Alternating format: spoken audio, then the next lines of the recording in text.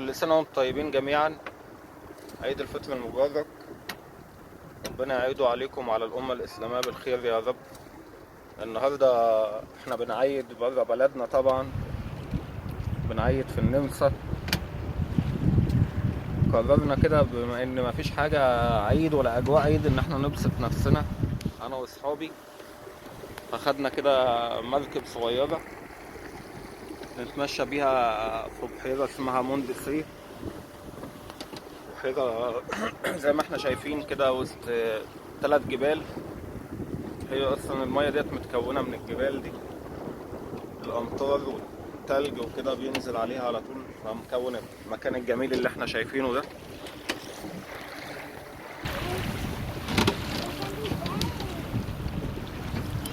ده كده جبل، ده التاني،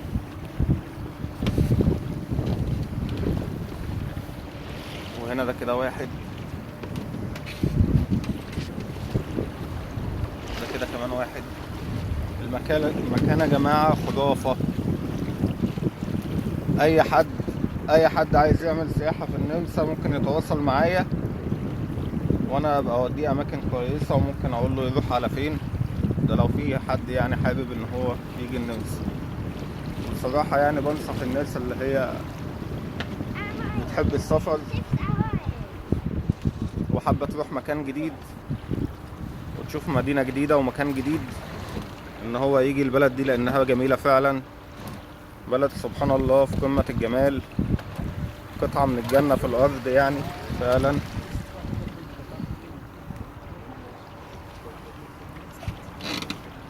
وطبعا احنا الكابتن بتاعنا اصغر حد فينا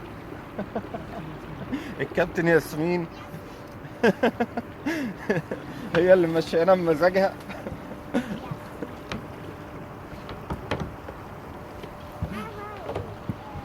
طبعا فرحانة بالعيد وبالاجواء بتاعته. اي نعم، احنا طبعا مش في بلدنا ولا كده، بس يعني المهم انك تبسط نفسك. انا طبعا مش عارف ده بيعمل ايه دلوقتي.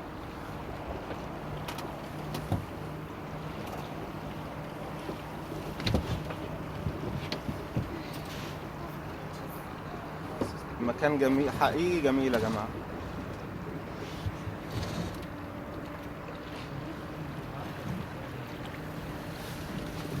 المية بقى ايه، مية